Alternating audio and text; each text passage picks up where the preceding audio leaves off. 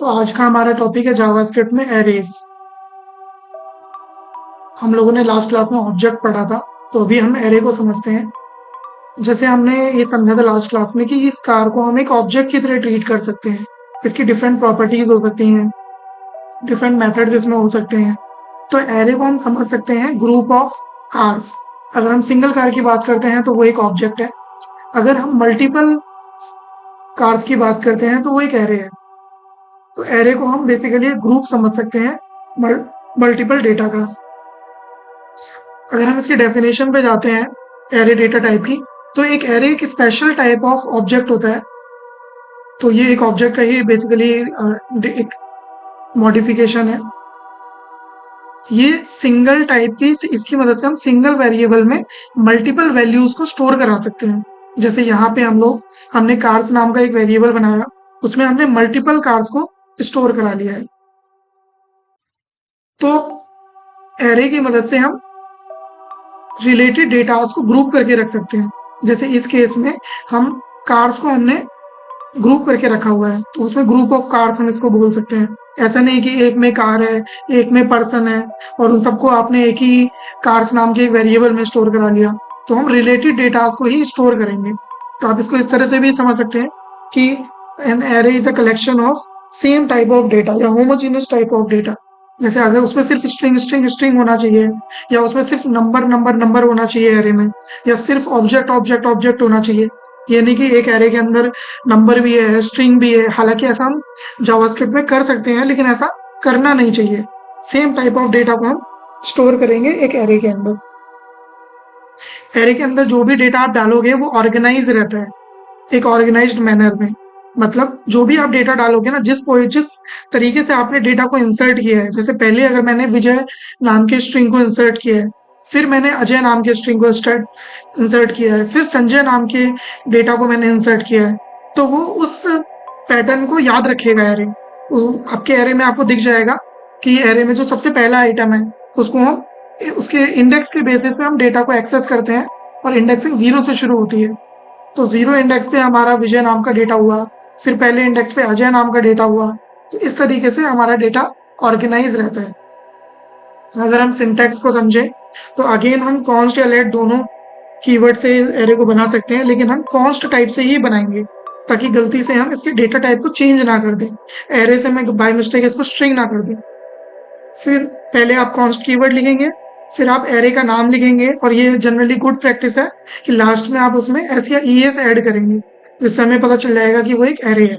अगर ये सिर्फ कार होता तो वो एक ऑब्जेक्ट हो सकता था या स्ट्रिंग हो सकता था, लेकिन अब मैंने नाम में कार्स लिख दिया है, तो इससे हमें पता चल रहा है कि वो एक एरे है। मतलब उसमें मल्टीपल कार्स हम यूज कर रहे हैं। अब इसके अंदर एरे ऑब्जेक्ट के लिए हम यहाँ पे करली ब्रैकेट यूज करते थे, यहाँ पे हम स्क्वायर ब्रैकेट यूज करेंगे, और उसके अंदर जितना भी डेटा होगा वो हम कॉमा से सेपरेट करेंगे, और सिर्फ वैल्यू वाला पार्ट डालेंगे। इसमें हमें इसमें की डालने की नीड नहीं है। ठीक है, एक बार वीएस कोड पे आते हैं हम लोग। हमने अगेन कार्स नाम से मैंने एक स्ट्रिंग एरे बनाया है, जिसके अंदर मैंने विजय, कार्स नहीं, मैं इस पे काम करता हूँ, नेम्स नाम से ही बनाता हूँ। इसके अंदर मैंने मल्टीपल नेम डाले हैं, विजय, अजय, संजय। तो आप देख रहे हैं ये ना एक पैटर्न को फॉलो कर रहा है।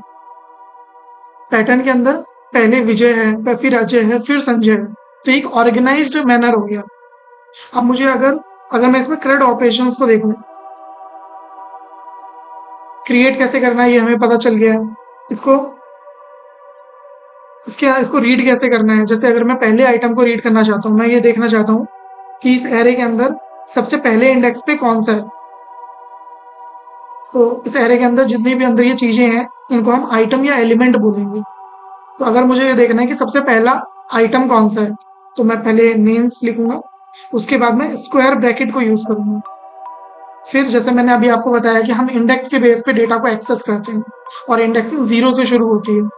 तो जो सबसे पहला आइटम है वो 0 इंडेक्स पे है, फिर जो दूसरा आइटम है वो पहले इंडेक्स पे है, ये दूसरे इंडेक्स पे है। तो मैं ये देख रहा हूँ कि नेम्स में 0 इंडेक्स पे क्या है। तो इस तरीके से मैं नेम्स एरे में 0 इंडेक्स के डेटा को एक्सेस कर सकता हूँ। इसने मुझे ये बता दिया कि 0 इंडेक्स पे विजय है। अब मैं इसको 1 करता हूँ तो इसने मुझे बता दिया कि पहले इंडेक्स पे अजय है। मैं दूसरे इंडेक्स पे अगर देखूं, दूसरे इंडेक्स पे संजय है। अब अगर मुझे अपडेट करना है किसी भी एक डेटा को, तो अगेन जैसे हम ऑब्जेक्ट में करते थे, हमने सबसे पहले एक्सेस किया कि किस वाले डेटा को आपको अपडेट करना है। मुझे 0 इंडेक्स के डेटा को अपडेट करना है। फिर इसमें पहले से विजय था, अब मैं इसमें विजय कुमार कर देता हूँ और फिर इसको मैं प्रिंट कर लेता हूँ। तो आपको बस यहाँ पे उस एलिमेंट को एक्सेस करना है इंडेक्स के बेस पे, और जो भी न्यू वैल्यू है वो आप उसमें असाइन कर दो। तो ये क्या करेगा, नेम्स एरे में 0 इंडेक्स पे जो भी लिखा हुआ है ये उसको रिप्लेस कर देगा अपडेटेड वैल्यू से।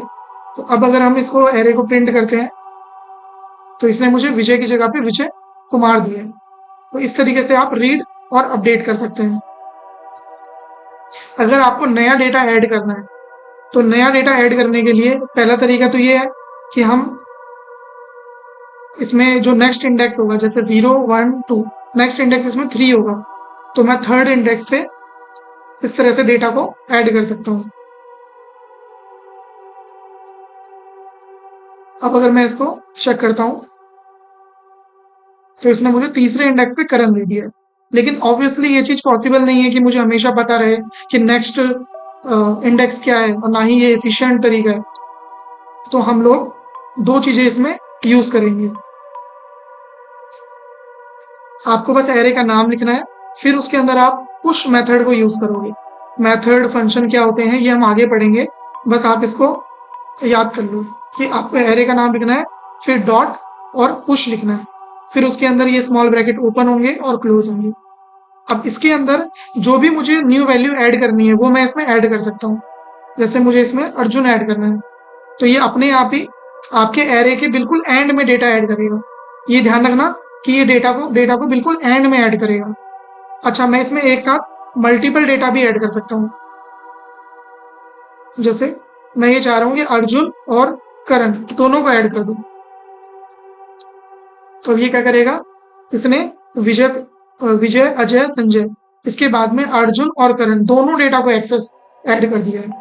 तो पुश मेथड हमेशा आपके एरे के बिल्कुल एंड में डेटा को ऐड करेगा, ये हमें हमेशा याद रखना है।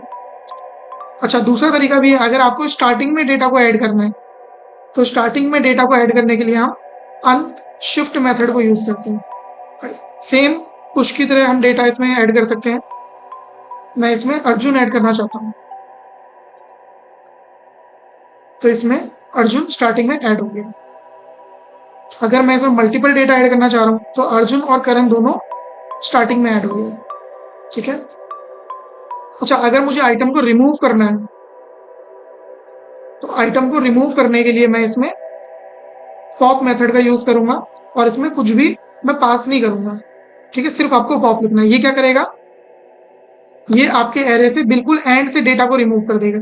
अगर मैं इसको कमेंट आउट करूं तो लास्ट में संजय है, लेकिन जैसे ही मैंने पॉप लिखा इसमें तो इसने लास्ट से संजय को रिमूव कर दिया। अगर मैं 2 बार पॉप लिखता हूं तो इसने संजय और अजय ये दोनों को ही रिमूव कर दिया इसने। तो पॉप मेथड हमेशा लास्ट से डेटा को रिमूव करेगा।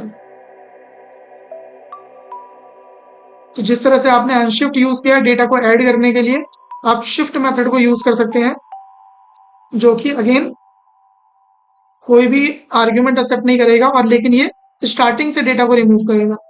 जैसे मेरे एरे में विजय अजय संजय इस तरह से है, तो इसने स्टार्टिंग से विजय को रिमूव कर दिया।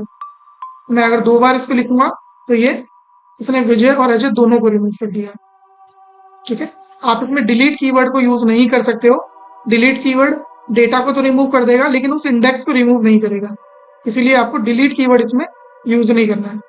तो ये थे हमारे CRUD ऑपरेशंस विद एरे।